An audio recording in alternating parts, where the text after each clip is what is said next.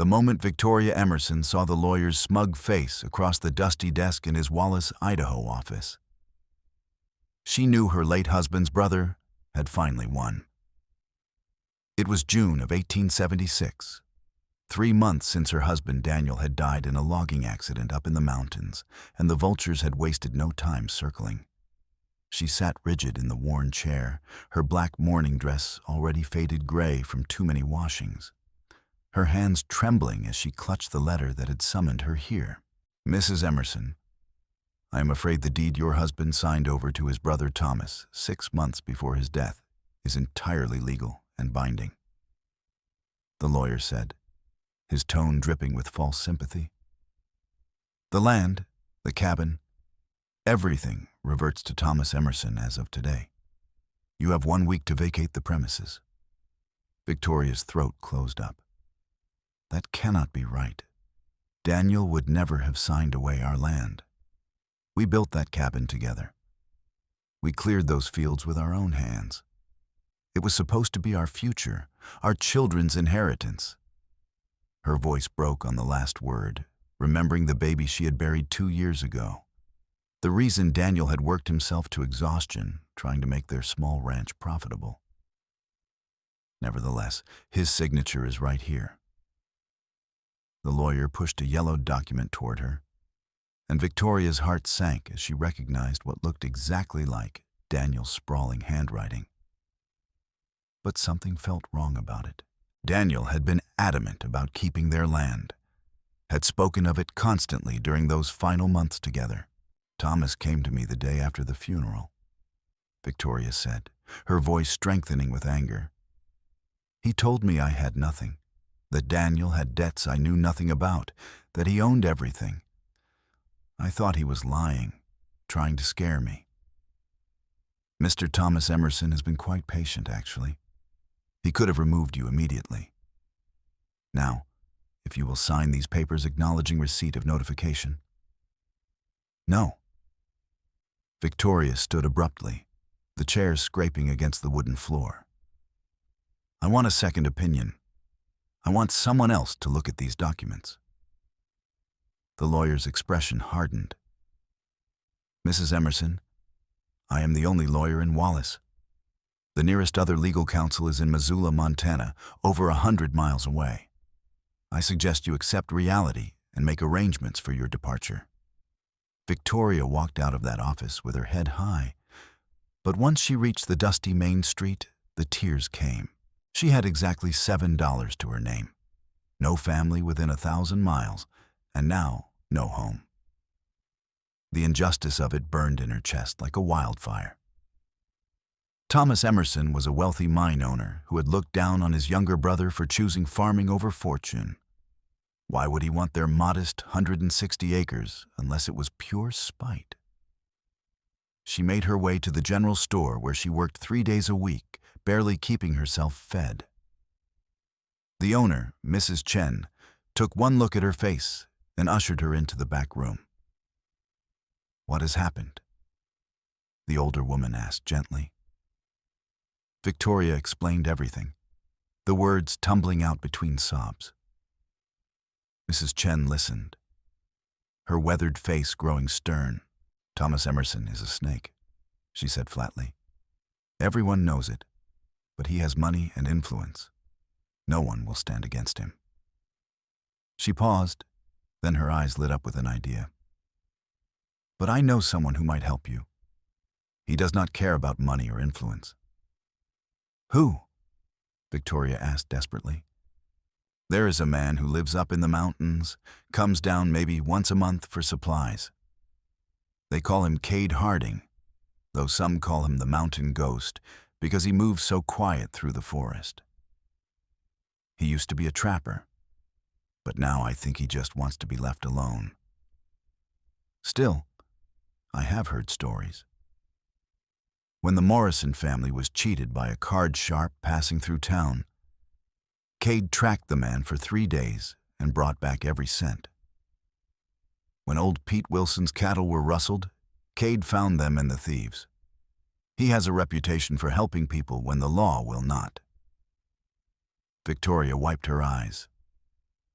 Why would he help me? I do not know if he will. But he is your only chance. The law here belongs to men like Thomas Emerson. Cade Harding lives outside all that. Mrs. Chen squeezed her hand. He usually comes in on Saturdays. That is tomorrow. I will introduce you.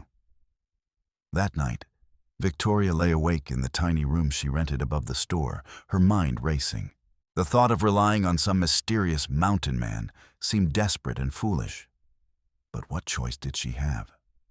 Thomas had made it clear he would see her destitute and homeless, and the law had sided with him completely. She thought of Daniel, of the dreams they had shared, of the life they were supposed to build together. He had been a good man, gentle and hard-working, and he had loved that land. She owed it to his memory to fight. Saturday morning dawned clear and hot, promising another scorching summer day. Victoria helped Mrs. Chen open the store, her nerves making her clumsy. She dropped a jar of pickles, and it shattered across the floor, the vinegar smell sharp in the air. Calm yourself, Mrs. Chen said kindly. He will not bite you. Probably. That did not help Victoria's nerves at all. Around mid-morning, a shadow fell across the doorway, and Victoria looked up from sweeping to see the largest man she had ever encountered. He had to be well over 6 feet tall, with shoulders that seemed too broad to fit through a normal doorframe. His hair was dark brown and fell past his collar, tied back loosely, and a thick beard covered the lower half of his face. But it was his eyes that struck her, a startling pale blue that seemed to see everything at once. He wore buckskin pants and a simple cotton shirt that strained across his heavily muscled chest and arms, and he moved with a predator's grace despite his size. "Morning, Mrs. Chen," he said, his voice a deep rumble. "Need the usual supplies." "Of course, Cade. But first, I want you to meet someone." Mrs. Chen gestured to Victoria, who felt suddenly very small and very aware of how shabby her dress was, how hollow her cheeks had become from too many skipped meals. "This is Victoria Emerson. She needs help. The kind the law will not provide." Cade Harding turned those piercing blue eyes on Victoria, and she felt evaluated and measured in an instant. His expression gave away nothing. "Madam," he said with a slight nod. "Mr. Harding." Victoria's voice came out steadier than she expected. "Mrs. Chen said you might be willing to help me. I have been cheated out of my land, and I have nowhere else to turn." "Tell me about it," he said simply. So Victoria explained everything again, and this time she paid attention to details, dates, the strange timing of Daniel's supposed signature on documents he had never mentioned to her. Cade listened without interrupting, his face impassive, but she noticed his hands tightening into fists when she described Thomas's smug satisfaction at her impending homelessness. "You got any money for this?" he asked when she finished. $7, Victoria admitted. "That is all I have in the world. Keep it. You will need it more than me." He turned to Mrs. Chen. "Can you put together my supplies? I will pick them up in a few hours." "You will help her?" Mrs. Chen asked, surprised. "Just like that?" "Man who cheats a widow out of her land needs a lesson in consequences," Cade said flatly. "Besides, I knew Daniel Emerson. He helped me out of a tight spot a few years back. Never forgot it." His gaze returned to Victoria. "Your husband was a good man. He talked about you all the time, about building a future together. He would never have signed away your land willingly." Victoria felt fresh tears sting her eyes. "You knew him?" "Crossed paths a few times. Last time I saw him was about 8 months ago, up near Silver Creek. He was happy, said he finally had enough saved to buy breeding cattle, make a real go of the ranch." Cade's expression darkened. That does not sound like a man about to sign everything over to a brother he could not stand. What are you going to do? Victoria asked. First, I am going to look at those documents. Then, I am going to have a conversation with Thomas Emerson. The way he said conversation made it sound like a threat. Where are you staying? I have a room above the store. Stay there. Do not go back to the cabin alone, understand? If Thomas is desperate enough to forge documents, he might be desperate enough to make sure you cannot fight back. Cade collected his rifle from where he had leaned it by the door. I will be back before nightfall. He left without another word, and Victoria stood frozen, watching his broad back disappear down the street. Well, Mrs. Chen said softly, if anyone can help you, it is him. The day crawled by with agonizing slowness. Victoria tried to work, tried to focus on inventory and customers, but her mind kept drifting. What was Cade doing? Would Thomas even speak to him? What if he made things worse? As the sun began to sink toward the western mountains, painting the sky in shades of orange and pink, Cade returned. His expression was grim. That lawyer is in Thomas's pocket, he said without preamble. Been doing business together for years. I took a look at the deed when he stepped out of his office for lunch. The signature is good, real good. Professional forger's work. Victoria's heart sank.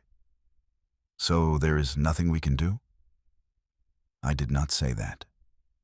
Cade's eyes glinted with something dangerous.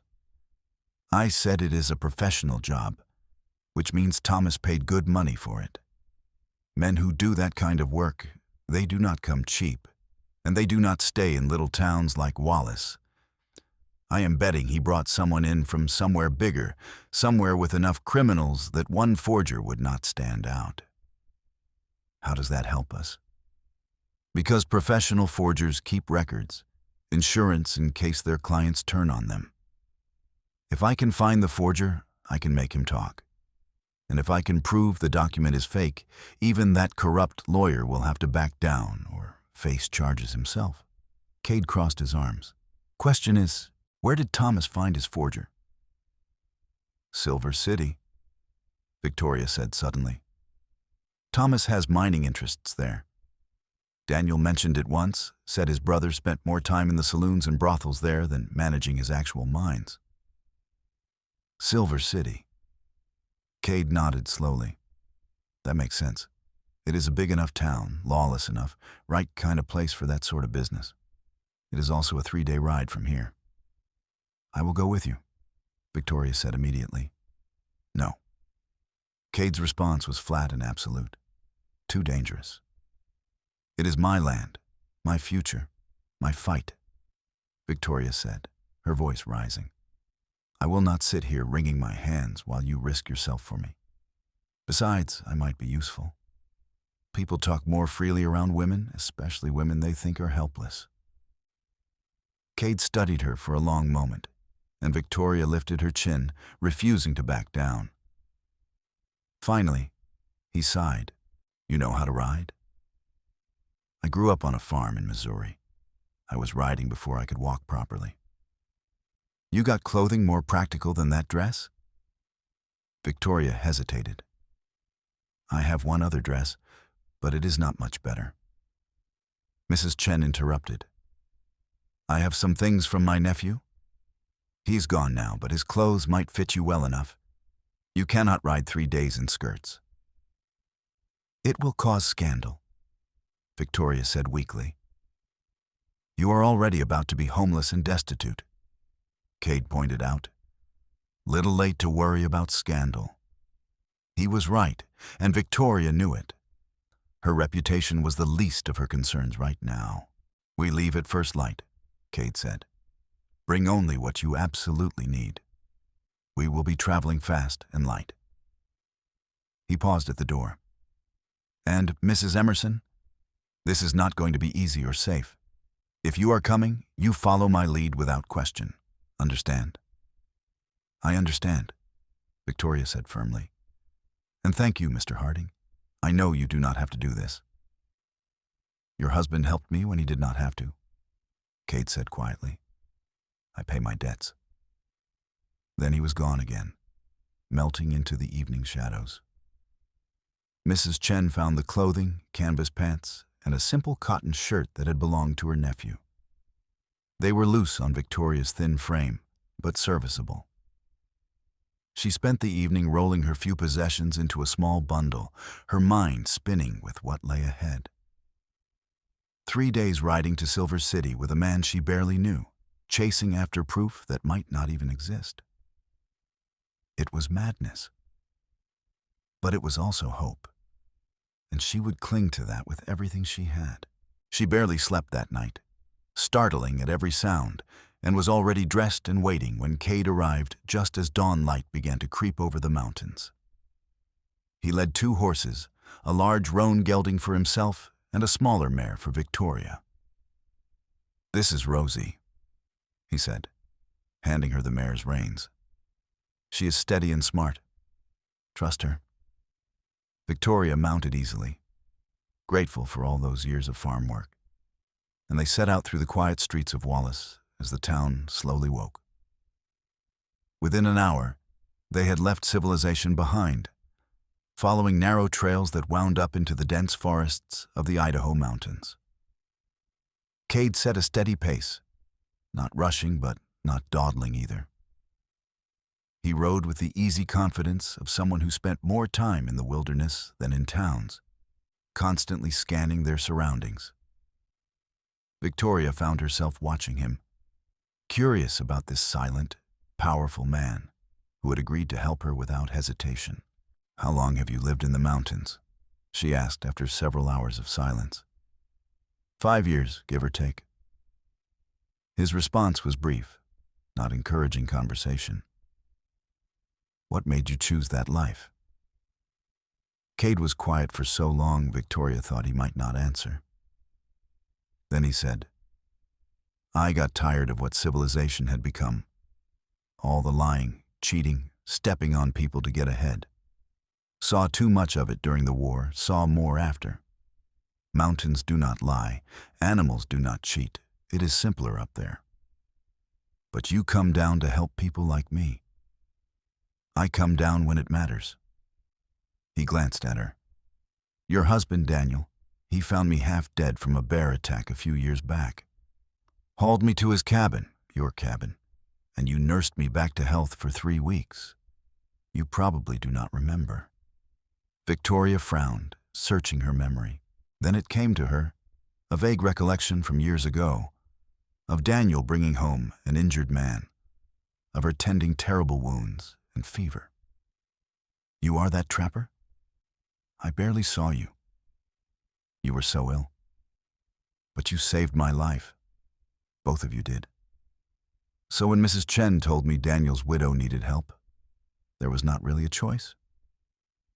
His jaw tightened. "And I do not like men who prey on widows." They rode on in silence after that. But Victoria felt something shift between them. He was not helping her out of charity or for money. He was repaying a debt of honor, and that meant something in this harsh land. By midday, the summer heat had grown oppressive, and they stopped by a clear creek to water the horses and rest. Victoria knelt by the water, splashing the cool liquid on her face and neck, grateful for the relief. When she looked up, she caught Cade watching her with an expression she could not quite read. "You are tougher than you look," he said. And it sounded almost like a compliment. "I have had to be." Victoria sat back on her heels. "My parents died when I was 16. I worked as a seamstress in St. Louis until I met Daniel. He was passing through, buying supplies for his journey west. We talked for hours, and I knew I wanted to go with him, to build something new away from the crowded, dirty city." She smiled sadly. "Everyone said I was crazy, that I would hate the frontier, that it would break me. But I loved it, loved the space, the challenge, The feeling that we were building our future with our own hands. "What happened to the baby?" Cade asked quietly. "I heard you had a child." Victoria's throat tightened. "Sarah. She was born early, too early. Lived for 3 beautiful days, and then just slipped away. The nearest doctor was 2 days' ride, and by the time Daniel got back with him, she was already gone." She wiped at her eyes angrily. Daniel blamed himself. Thought he should have been faster, should have known sooner. He worked himself nearly to death after that, like he was trying to build something big enough to fill the hole she left. "I am sorry," Cade said, and the simple sincerity in his voice almost undid her. "Thomas showed up at the funeral," Victoria continued, the words pouring out now. "Tried to convince Daniel to sell the land and come work in his mines. Said farming was a fool's dream, that we were wasting our lives scratching in the dirt. Daniel threw him out. They did not speak after that, not until—" She trailed off.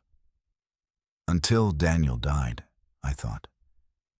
But if these documents are real, they were speaking, and Daniel was planning to abandon everything we built together. It does not make sense. "Because it is not true," Cade said firmly. "We are going to prove that." They mounted up again and continued south and west, following old trails that Cade seemed to know by instinct.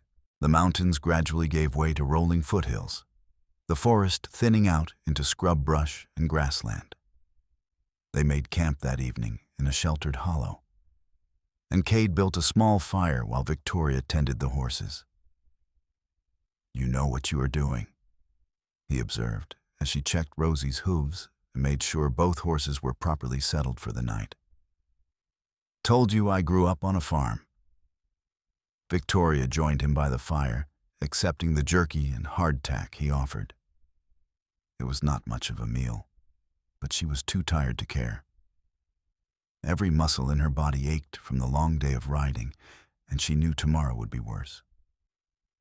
"Get some sleep," Cade said. "I will take first watch." "Watch for what?" Victoria asked, suddenly nervous. "Probably nothing.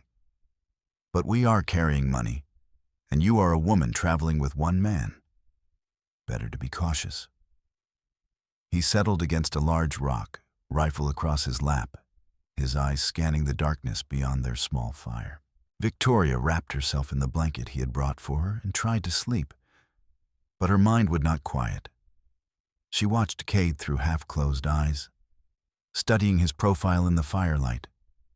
He was younger than she had first thought, probably early 30s, though the beard and weathered skin made him seem older.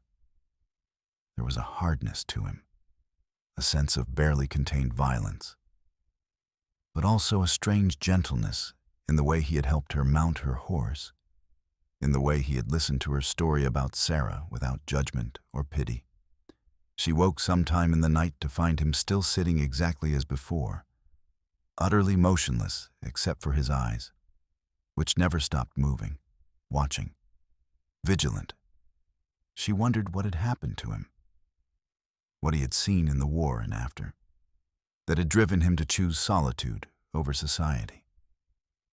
"Go back to sleep," he said softly without looking at her. "Long day tomorrow." The second day was harder.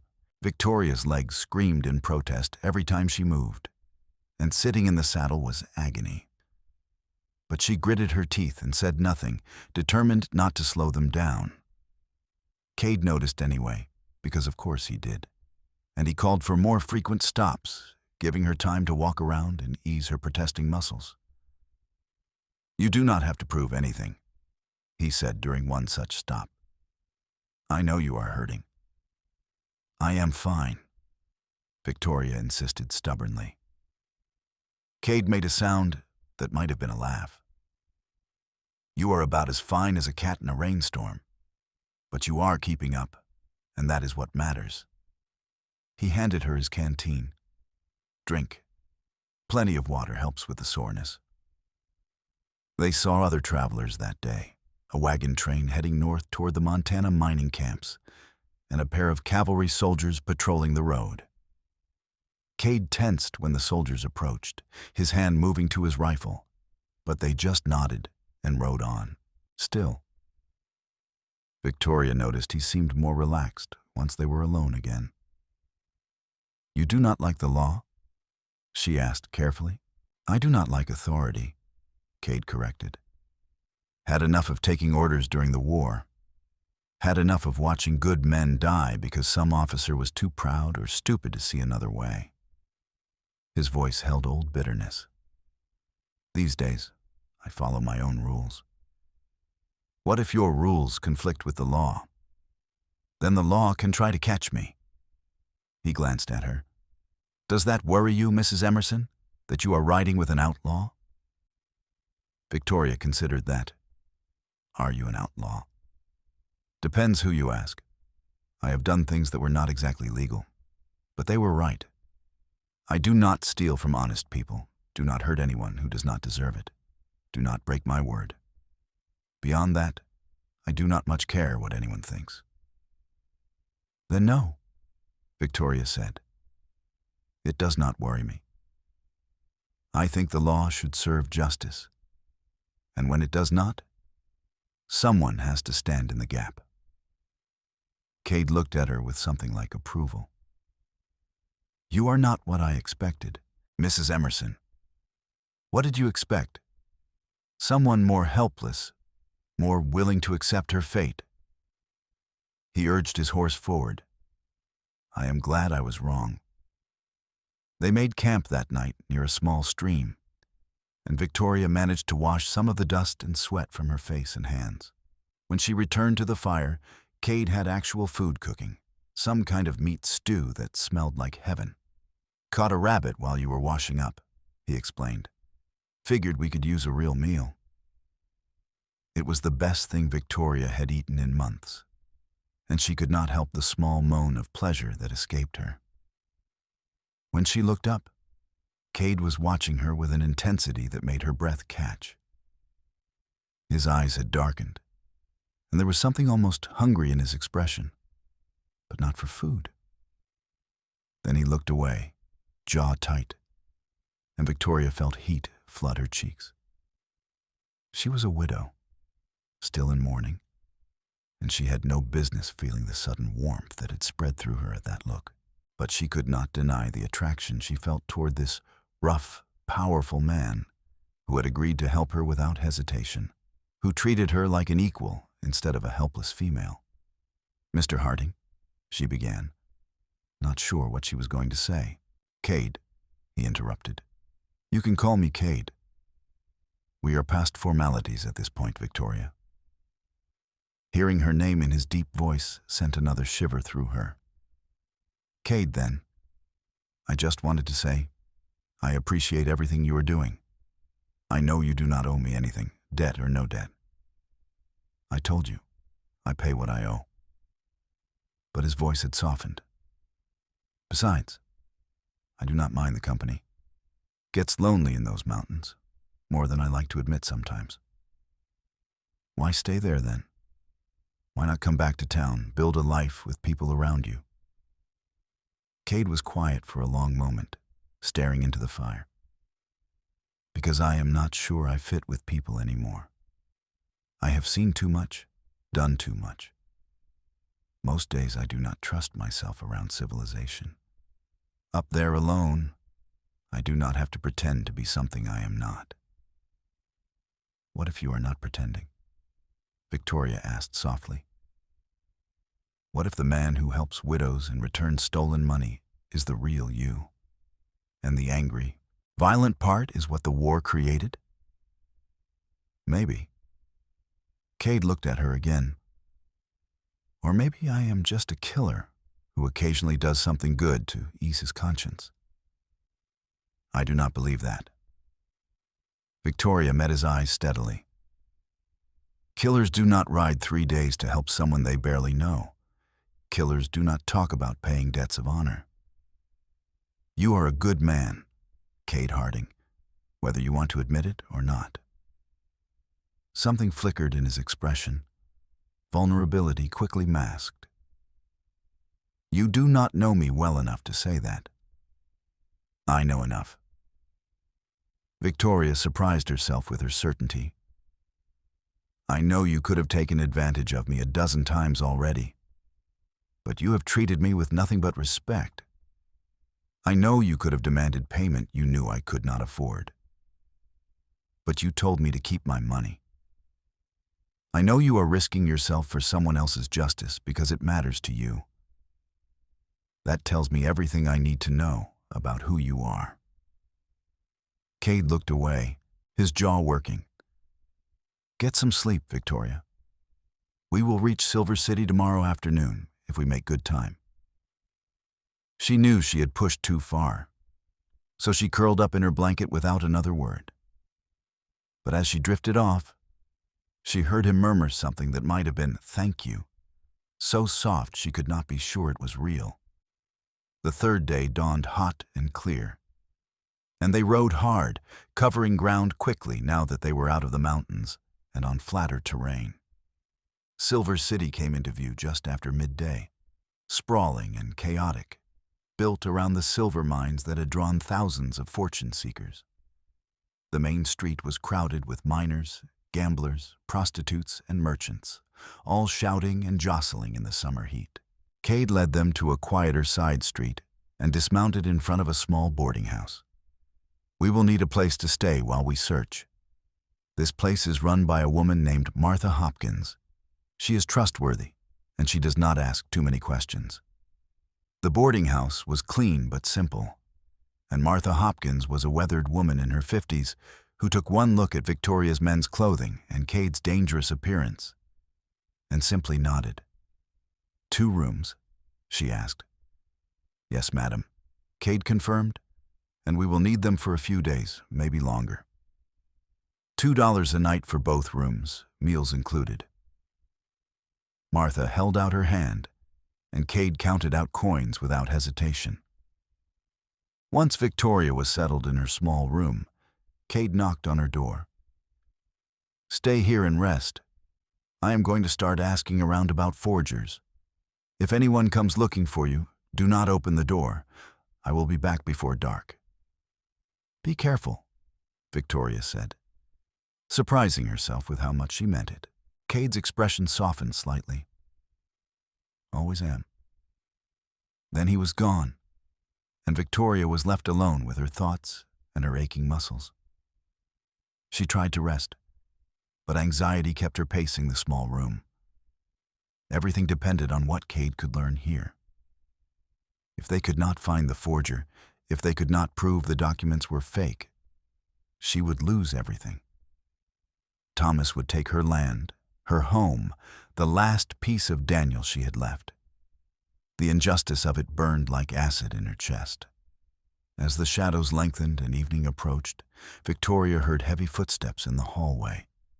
She tensed, remembering Cade's warning, but then came his familiar knock.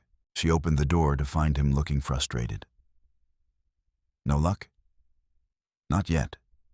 Every criminal in this town is suddenly deaf and blind when you mention forgery. Someone has them scared or paid off, or both.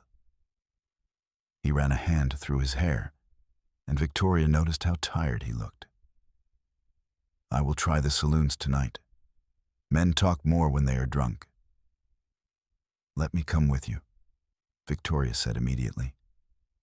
You said yourself, people talk more around women.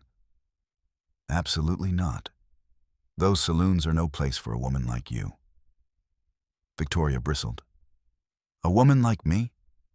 I am not some delicate flower, Cade. I have worked hard my whole life, and I can handle a few drunk minors. That is not what I meant. Cade's voice was strained. Those men, they will assume you are a prostitute if you walk in there with me. They will say things, try things, and I will have to hurt them, and that will make everything more complicated. Then we go to different saloons, Victoria suggested. I will go as what I am, a widow looking for information about her late husband's business dealings. You go as yourself, dangerous and intimidating, Between us, someone will talk. Cade looked like he wanted to argue, but finally he sighed. Fine, but you take this. He pulled a small knife from his boot and handed it to her. And if any man so much as touches you, you scream, and I will come running. Understand? I understand. Victoria tucked the knife into her own boot, feeling its reassuring weight. They split up, Cade heading to the rougher establishments on the main street, while Victoria made her way to a smaller saloon on the edge of town. She felt eyes on her the moment she walked in, but she kept her head high and walked straight to the bar. "Whiskey?" she said, hoping her voice sounded steadier than she felt. The bartender, a grizzled man with a scar across his cheek, poured her a glass. "You lost, madam?" "No. I am looking for information about a man who forges documents. I will pay for anything useful." She slid one of her precious dollars across the bar. The bartender's eyes narrowed. That is dangerous talk. Dangerous times, Victoria countered. I am a widow who was cheated out of her land. I just want what is rightfully mine. Someone laughed behind her, and Victoria turned to see a well-dressed man sitting alone at a corner table. He was perhaps 50, with silver hair and cold eyes that assessed her like merchandise. "A widow seeking justice," the man said mockingly. How quaint. "Did it occur to you, my dear, that perhaps you simply lost? That your husband made poor choices, and now you must live with the consequences?" "Who are you?" Victoria asked, her instincts screaming danger. "Someone who knows the value of accepting reality." The man stood and approached her, too close, invading her space. Silver City is full of people chasing lost causes. Most of them end up dead or broken. A pretty thing like you should consider other options. I could use a woman with your determination in my business ventures. "I am not interested in your business ventures," Victoria said coldly, stepping back. The man's smile turned ugly. "That is a shame. Because if you keep asking questions about forgers, you might find yourself in serious trouble. This town does not look kindly on people stirring up that particular hornet's nest." Before Victoria could respond, a large hand landed on the man's shoulder and spun him around. Cade had appeared like a ghost, his face carved from stone, violence radiating from every line of his body. "The lady said she is not interested," Cade said, his voice deadly quiet. "Time for you to leave." The silver-haired man looked Cade up and down, and whatever he saw made him go pale. "My apologies. I meant no offense." He practically fled the saloon, and Victoria let out a shaky breath. "You were supposed to scream if there was trouble," Cade said, turning to her. "I was handling it," Victoria protested, but she was grateful he had appeared when he did. "Come on, we're leaving." Cade guided her out of the saloon with a hand on the small of her back, his touch burning even through her shirt. Once they were outside, he said, "That man was Arthur Vance. He runs most of the illegal operations in Silver City, including forgery and document fraud. If anyone knows who your brother-in-law used, it is him." "Then we need to make him talk," Victoria said. "Not we, me." Cade's expression was grim. "Vance is not someone you can reason with or trick. He will only respond to force, and that means things are going to get ugly." "I do not care," Victoria said fiercely. "Do what you have to do." Cade looked at her for a long moment, something complicated crossing his face. Then he cupped her cheek with one large, calloused hand, his thumb brushing across her cheekbone. "You have fire in you, Victoria Emerson. I admire that." Victoria's breath caught at the contact, at the gentleness in his touch, despite the violence she could feel coiled inside him. Cade, she whispered, not sure what she was asking for. He pulled back abruptly, his hand dropping. Go back to the boarding house. Lock your door. I will handle Vance. What are you going to do? Better you do not know. He turned and walked away, disappearing into the shadows between buildings, and Victoria was left standing alone in the street, her heart pounding and her face still tingling where he had touched her. She wanted to follow him, but she knew it would only complicate things, so she forced herself to return to Martha's boarding house. The older woman took one look at her face and poured her a cup of strong tea. Your man is going to do something dangerous tonight, Martha said. It was not a question. He is not my man, Victoria protested weakly. Could have fooled me, the way he looks at you. Martha sat down across from her. I have been running this boarding house for 20 years, seen all kinds of people come through. That man, he has got the look of someone who has been alone too long and just found something worth fighting for. He is helping me because he owes my husband a debt, Victoria said, but even she did not sound convinced. If you say so, dear. Martha patted her hand. But I have seen that look before, and it is not just about debt. That man cares about you, whether he admits it or not. Victoria went to her room but could not sleep. She paced, watching the window, jumping at every sound. Hours crawled by. Finally, near midnight, she heard footsteps in the hall, and then Cade's voice calling her name softly. She flung open the door to find him looking worse for wear. His knuckles were bloody, his lip was split, and there was a nasty bruise forming on his jaw. But his eyes were bright with triumph. I got a name, he said, and an address. Turns out Vance was very willing to talk once I explained how serious I was. He swayed slightly, and Victoria quickly pulled him into her room before anyone could see. Sit down before you fall down, she ordered, pushing him toward the single chair. She poured water from the pitcher into the basin and grabbed a clean cloth. Let me look at your hands. I am fine, Cade protested, but he let her take his hands anyway. Victoria cleaned the blood away carefully, revealing split knuckles and bruised fingers. What happened? Vance had guards. They objected to my line of questioning. We came to an understanding. Cade watched her tend his injuries, his expression unreadable. The forger's name is Raymond Blackwell. He is a known criminal, wanted in 3 territories. He has been hiding out here for the past year, doing freelance work for anyone with enough money. According to Vance, Thomas Emerson hired him last autumn to create documents showing Daniel had signed over his land. Last autumn? Victoria looked up sharply. Daniel was still alive then. They were planning this before he died. Looks that way. Cade's voice was hard. Makes me wonder if Daniel's death was really an accident. The words hung in the air like poison. Victoria's hands stilled, her mind racing.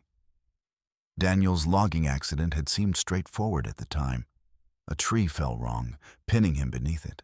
By the time help arrived, he was gone. But what if it was not an accident? What if Thomas had arranged it, already having the forged documents ready to steal the land? We need proof, she said, her voice shaking with rage.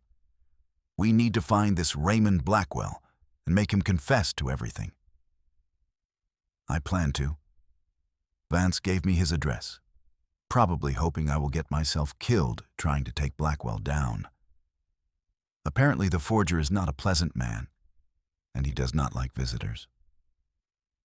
Cade stood testing his injuries. I will go tomorrow morning. We will go, Victoria corrected. This is my fight, Cade. I need to see this through. He looked like he wanted to argue, but finally nodded. All right. But you stay behind me, and if I tell you to run, You run. Deal? Deal. Victoria realized she was still holding his hand. Their fingers intertwined, and the air between them suddenly felt charged. Cade seemed to realize it too, his eyes darkening as they dropped to her lips. "Victoria," he said, his voice rough. "I should go." "Stay," she whispered, surprising herself. "Just for a few minutes. I do not want to be alone right now." So he stayed, sitting back down in the chair while Victoria perched on the edge of the bed. They talked in low voices about inconsequential things, the weather, the mountains, the way the stars looked from his cabin. But beneath the mundane conversation was something else, something building between them that Victoria did not want to name, but could not ignore. Finally, reluctantly, Cade stood. "I really should go. You need rest, and we have a hard day tomorrow." Victoria walked him to the door, and in the doorway, he paused. His hand came up to her face again, that same gentle touch. And this time, Victoria leaned into it. "You deserve better than what life has given you," Cade said quietly. "I am going to make sure you get it." Then he was gone, and Victoria closed the door, leaning against it with her heart racing. She touched her cheek where his hand had been, and for the first time since Daniel's death, she felt something other than grief and anger. She felt hope, and she felt something else, something warm and terrifying and exhilarating all at once. She was falling for Cade Harding, and she had no idea what to do about it. Morning came too soon. Victoria, dressed in her borrowed men's clothing, tucked the knife Cade had given her into her boot and met him downstairs. He looked better after a few hours of sleep, though his knuckles were still swollen and the bruise on his jaw had deepened to purple. They ate a quick breakfast that Martha provided, then collected their horses. The address Vance had provided was on the outskirts of town, a ramshackle building that looked like it might collapse in a strong wind. Cade approached cautiously, his hand never far from his gun. "Raymond Blackwell," he called out. "I know you are in there. Come out and we can talk civilized-like." For a moment, there was silence. Then a gunshot exploded, the bullet whizzing past Cade's head and thudding into the building behind them. Cade grabbed Victoria and pulled her behind a water trough, his body covering hers protectively. "Or we can do it the hard way," Cade muttered. He called out again, "Blackwell, I am not the law. I am not here to arrest you. I just want information about a job you did for Thomas Emerson." Another shot answered him, and Cade swore under his breath. All right then. What happened next was a blur. Cade moved with frightening speed, circling around the building while staying low and using cover. Victoria heard more gunshots, then shouting, then a crash. She stayed where she was, heart pounding, until Cade's voice called out, "Victoria, it is safe. Come on in." She found him inside the dilapidated building, standing over a weasel-faced man who was clutching a bleeding shoulder. Raymond Blackwell looked terrified, his eyes darting between Cade and his dropped gun. "He is going to tell us everything," Cade said calmly, as if he had not just been in a gunfight. "Aren't you, Raymond?" "Go to hell," Blackwell spat. Cade sighed and pressed his boot against the man's wounded shoulder. Blackwell screamed, and Victoria flinched at the sound, but did not look away. This man had helped destroy her life. She wanted to hear what he had to say. "Thomas Emerson," Cade said. "Documents forged last autumn. Tell me about it." Through gasps of pain, Blackwell told them everything. Thomas had hired him to create a deed transfer that looked like Daniel's signature. Blackwell was good at his work, had studied Daniel's writing for weeks from samples Thomas provided. The job paid $500, enough for Blackwell to live comfortably for months. Did Thomas say why he wanted the forgery? Victoria asked, her voice cold. Said his brother was being stubborn, would not sell land that Thomas needed for some mining venture. Wanted the papers ready for when Daniel came around, or... Blackwell trailed off, looking sick. Or when Daniel had an accident. Cade finished flatly. Did Thomas arrange the accident? I do not know. I swear I do not know. He just said to have the papers ready, and if Daniel did not cooperate, nature had a way of solving problems. Blackwell looked at Victoria with something like shame. I did not ask questions. I should have. But I did not. Do you still have your proof files? Cade asked. Your insurance? Blackwell hesitated, then nodded toward a loose floorboard. Cade pulled it up and retrieved a metal box filled with documents, notes, practice signatures. Everything they needed to prove the forgery was a forgery. Thank you for your cooperation, Cade said coldly. He dragged Blackwell outside and tied him securely to a post. When we are gone, someone will find you and get you medical attention. But if you warn Thomas Emerson that we are coming, I will track you down, and I will not be gentle the second time. Understand? Blackwell nodded frantically, and Cade collected the evidence box. He and Victoria mounted their horses and rode hard back toward the boarding house. We need to get this to Wallace as fast as possible, Victoria said, clutching the box like it was precious gold. Before Thomas realizes what we have found. Agreed. We will pack up and leave within the hour.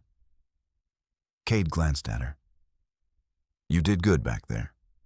Stayed calm, asked the right questions. I wanted to kill him, Victoria admitted quietly. For what he did, for what Thomas did. If Daniel's death was not an accident, if Thomas murdered his own brother for land and money, I wanted to make them both suffer. I know the feeling. Cade's voice was grim. But justice works better than revenge. We will make sure Thomas pays for what he did, legally and permanently.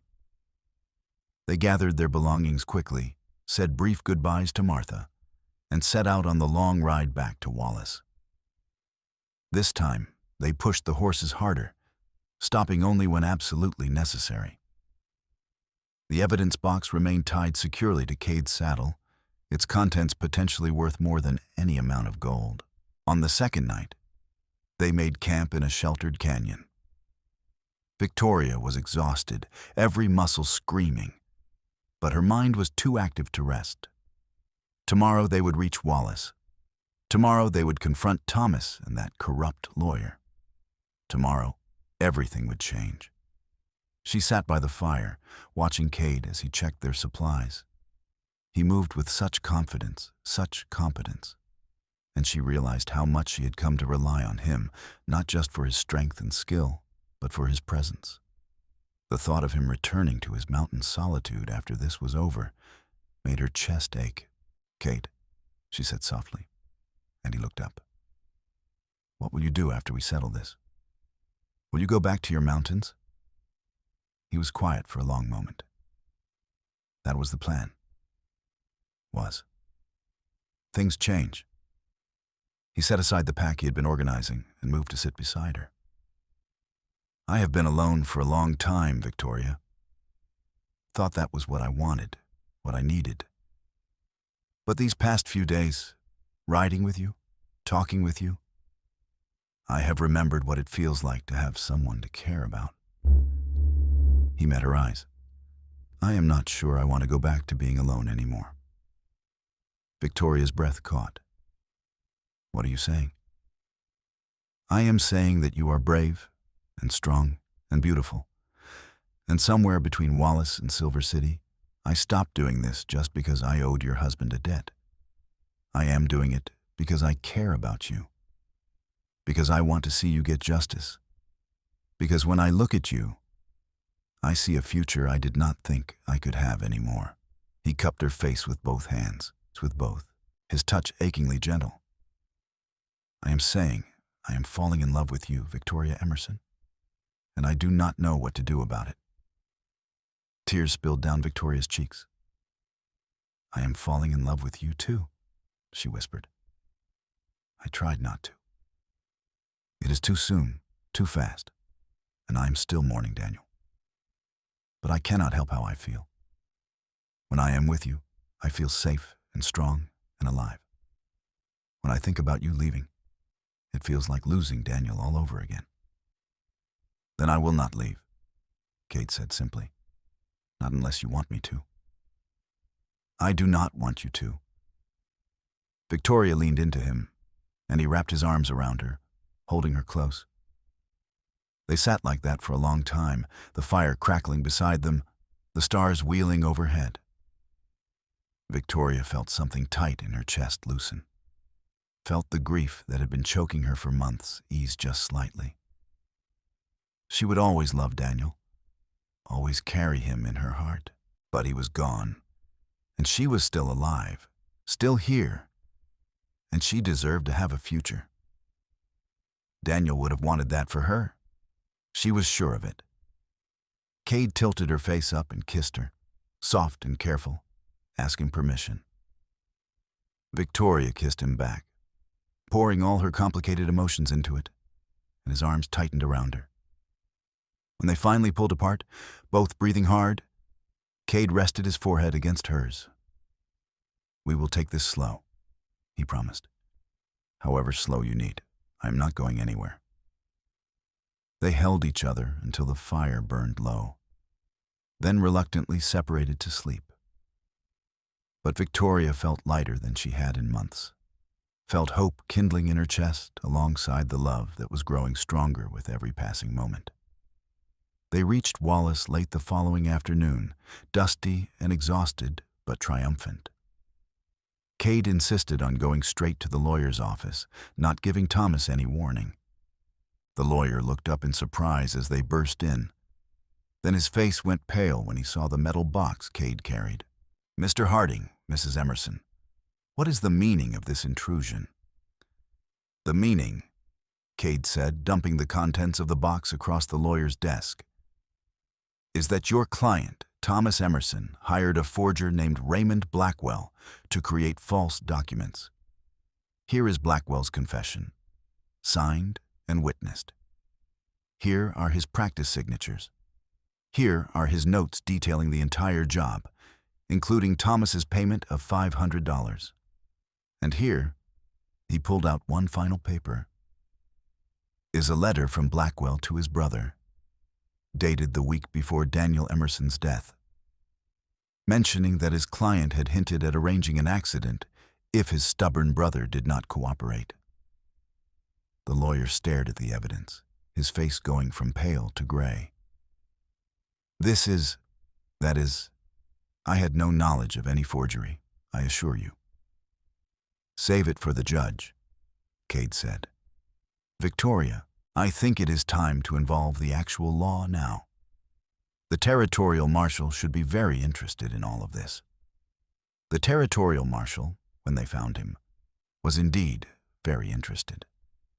Within hours, Thomas Emerson was under arrest, and the corrupt lawyer was being investigated for his role in the fraud.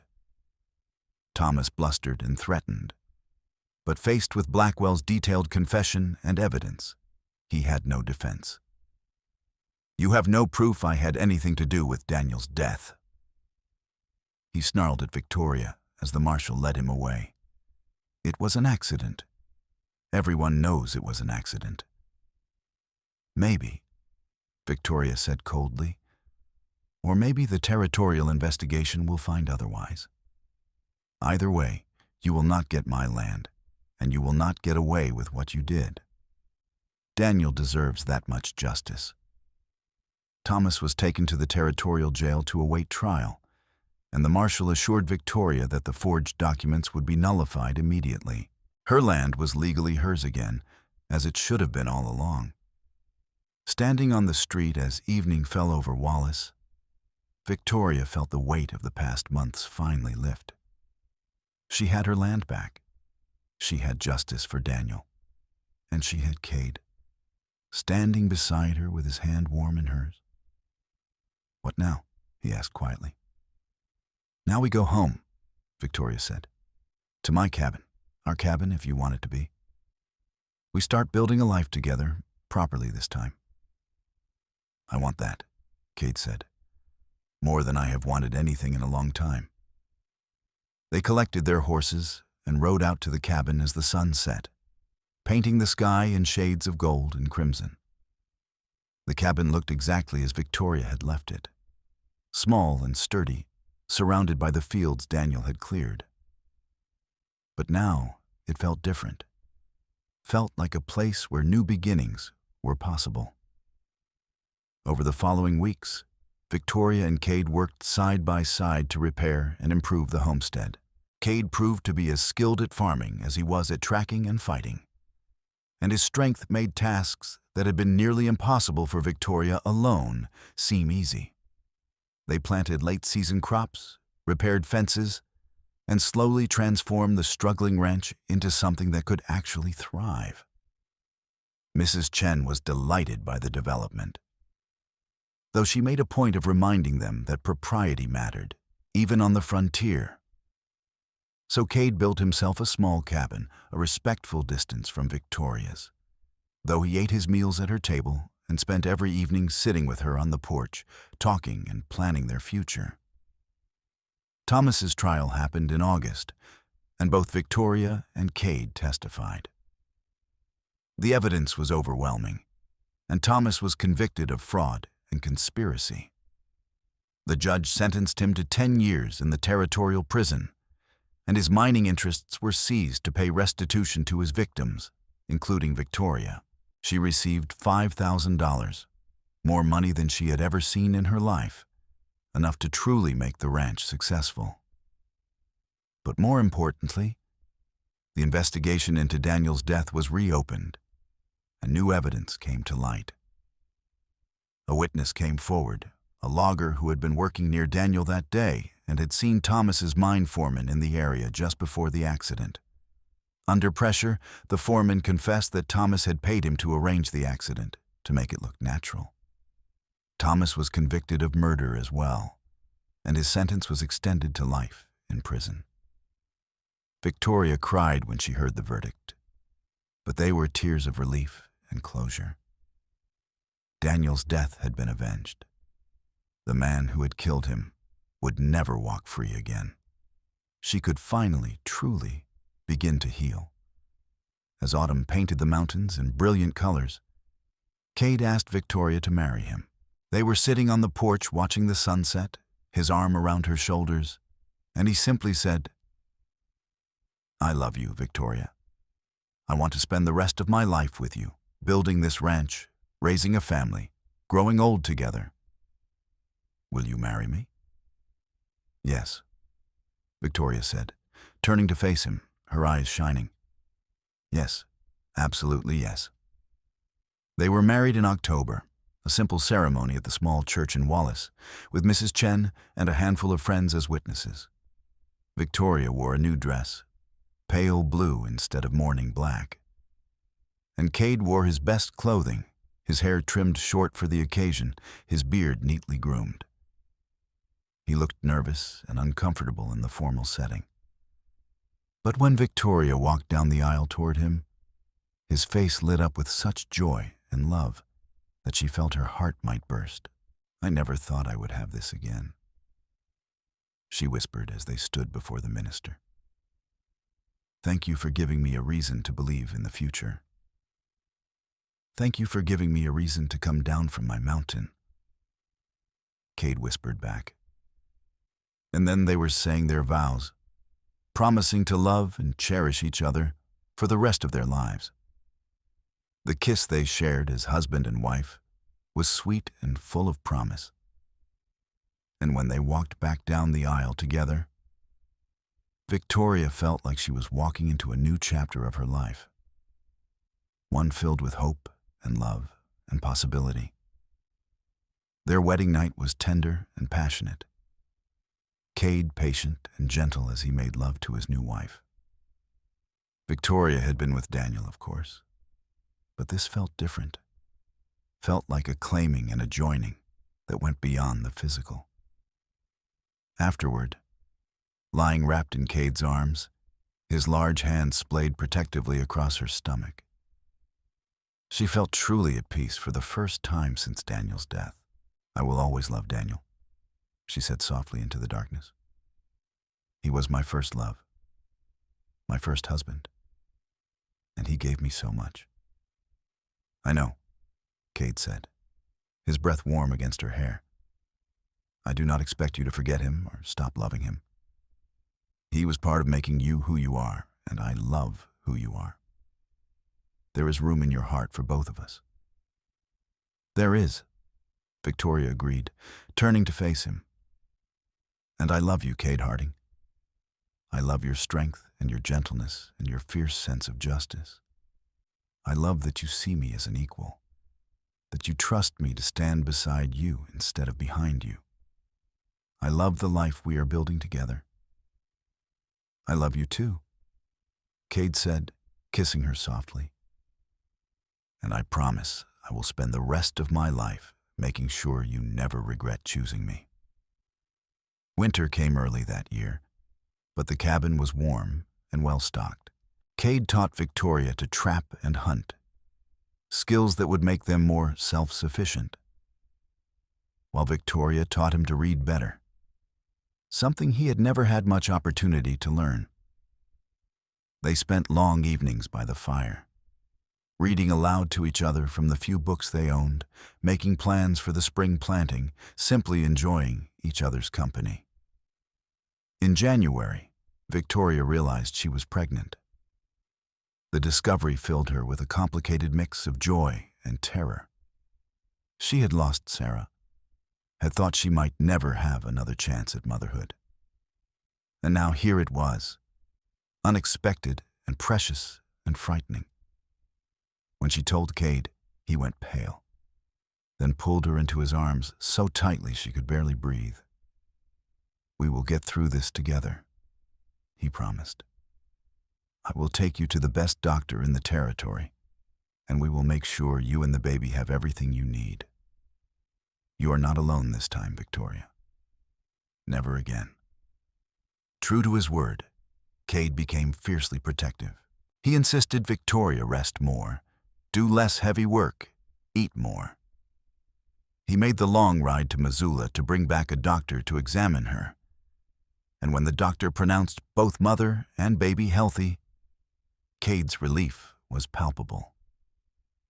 As Victoria's belly grew through the spring and summer, Cade became even more devoted, if that was possible. He built a cradle with his own hands, carving intricate designs into the wood. He expanded the cabin, adding another room for the baby. He talked to Victoria's stomach when he thought she was sleeping, telling their child about the mountains and forests, promising to teach them to ride and track and be strong. Victoria fell in love with him all over again, watching him prepare for fatherhood with such dedication and tenderness. This rough mountain man, who had seemed so dangerous and untamed, had revealed depths of gentleness she had not imagined possible. In late August of 1877, Victoria went into labor. Cade stayed by her side the entire time, holding her hand, wiping her brow, whispering encouragement and love. When their son finally arrived, squalling and healthy, with a shock of dark hair and his father's blue eyes, Cade cried openly, cradling the tiny infant with hands that could break a man, but held his child with infinite care. "He is perfect," Cade whispered, his voice choked with emotion. "Victoria, he is perfect. He is ours," Victoria said, exhausted but glowing. "What should we name him?" They had discussed names for months, but never settled on anything. Now, looking at their son, Victoria said, "Daniel. We should name him Daniel, for the man who brought us together even if he never knew it." Cade looked at her with such love and understanding that Victoria's eyes filled with tears. Daniel Harding, he said. I like that. I like that a lot. Baby Daniel grew strong and healthy, thriving in the mountain air with parents who adored him. Cade was a natural father, patient and playful, already planning all the things he would teach his son when he was older. Victoria watched her husband teach their baby to smile and laugh, watched him rock Daniel to sleep, singing old war songs in his rumbling voice, and felt her heart swell with contentment. The ranch prospered too. With Cade's skills and Victoria's determination, they expanded their cattle herd and planted more crops. They hired a couple of ranch hands to help with the heavy work, young men who respected Cade's quiet authority and Victoria's sharp mind for business. Within 2 years, they were one of the most successful small ranches in the territory. In 1879, Victoria gave birth to their second child, a daughter they named Catherine. She had Victoria's dark hair and determined chin, and she wrapped her father around her tiny finger from day one. Cade was helpless before his daughter's charms, and Victoria teased him mercilessly about how the big, dangerous mountain man melted into a puddle whenever Catherine smiled at him. I cannot help it, Cade protested, bouncing his giggling daughter on his knee while Daniel played with wooden horses at his feet. She is perfect. They are both perfect. How did I get so lucky? We are all lucky, Victoria said, leaning against his shoulder and watching their children play. We found each other when we both needed someone most. We built this life from nothing but determination and love. We have our health, our family, our home. We have everything that matters. Life was not always easy. There were hard winters and dry summers, sick cattle and failed crops. But through it all, Victoria and Cade faced every challenge together, their love growing stronger with each passing year. They added 3 more children to their family over the next decade, 2 more sons and another daughter, and their cabin expanded to accommodate them all. Daniel grew into a serious, thoughtful boy who loved books as much as the outdoors, inheriting his mother's intelligence and his father's quiet strength. Catherine was bold and adventurous, always climbing trees and exploring, her father's daughter through and through. The younger children brought their own personalities, filling the house with noise and laughter and life. Cade never entirely lost his connection to the mountains. Once or twice a year, he would spend a few days in his old cabin, needing that solitude to recharge. But he always came back, and Victoria understood. He had given up his isolated life for her, had chosen family and responsibility over freedom, and she loved him even more, for occasionally needing to remember who he had been before. Victoria herself flourished, no longer just surviving day to day. She became a pillar of the Wallace community, known for her fairness in business and her willingness to help others. She never forgot what it felt like to be cheated and helpless. So when other women or struggling families needed assistance, she was the first to offer aid. She and Cade together became known as people who could be trusted, who kept their word, who stood up for justice when others would not. Thomas died in prison in 1885, and Victoria felt nothing when she heard the news. He was simply gone, a shadow from her past that no longer had power over her present. She visited Daniel's grave with Cade and their children, told him about the life she had built, the family she had created, and thanked him for the time they had together, brief as it was. You would have liked Cade, she said softly, placing flowers on the weathered headstone. He is a good man, a good father. He helped me get justice for you, and then he helped me build a new life. I think you would be glad I am happy. As the years passed, Victoria and Cade grew older, but not apart. Their love mellowed into something deep and abiding, a partnership built on mutual respect, shared hardship, and absolute trust. They sat on their porch in the evenings, watching their grandchildren play in the fields they had cultivated together, and counted themselves blessed. "Do you ever regret coming down from your mountain?" Victoria asked one evening as the sun set over the familiar peaks. Cade pulled her close, his hair now streaked with silver, his body still strong despite the years. "Not once. You saved me, Victoria. I was so lost up there, so angry at the world and myself. You gave me purpose, gave me love, gave me a family. You gave me a reason to be better than I thought I could be." "We saved each other," Victoria corrected softly. "I was drowning when you found me, lost and alone and terrified. You gave me justice, yes. But more than that, you gave me hope. You showed me I could have a future, that I deserved happiness. Everything we built together. Together." Cade agreed, kissing the top of her head. "Always together." They lived long, full lives, seeing their children grow and marry and have children of their own. The ranch passed to Daniel Jr., who proved as capable and dedicated as his parents, while the other children made their own ways in the world, carrying with them the values of justice, hard work, and love that Victoria and Cade had instilled. Victoria passed away in her sleep at 73, with Cade holding her hand, surrounded by her children and grandchildren. Her last words were, "I love you. Thank you for finding me." Cade followed her less than a year later. His heart simply gave out one morning, and when they found him, he was lying in the bed they had shared for over 40 years, a peaceful expression on his weathered face. In his hand was a small wooden carving of a widow and a mountain man, something he had made years ago and kept always. They were buried side by side on a hill overlooking the ranch, their graves marked with simple stones that read, "Victoria Harding, beloved wife, mother, and friend," and Cade Harding, beloved husband, father, and protector. Between them, a single stone read, "Together always." Their story became something of a legend in Wallace and the surrounding territories.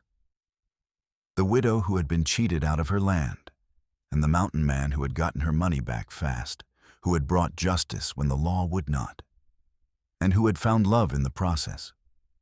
Parents told it to their children as an example of standing up for what was right, of how love could bloom even in the hardest circumstances, of how two broken people could heal each other and build something beautiful. The ranch itself remained in the family for generations, each new owner adding to it, but never forgetting the foundation Victoria and Cade had laid. The original cabin was preserved as a reminder of where it all began, with the cradle Cade had carved still sitting in the corner, and the table where they had shared so many meals still standing firm. And on quiet evenings, when the wind blew down from the mountains, some swore they could see two figures sitting on the old porch. A large man with his arm around a strong woman, watching the sunset together, just as they had in life. Their love enduring beyond death itself. A testament to the power of justice, second chances, and the unbreakable bond between two souls who had found each other when they needed it most.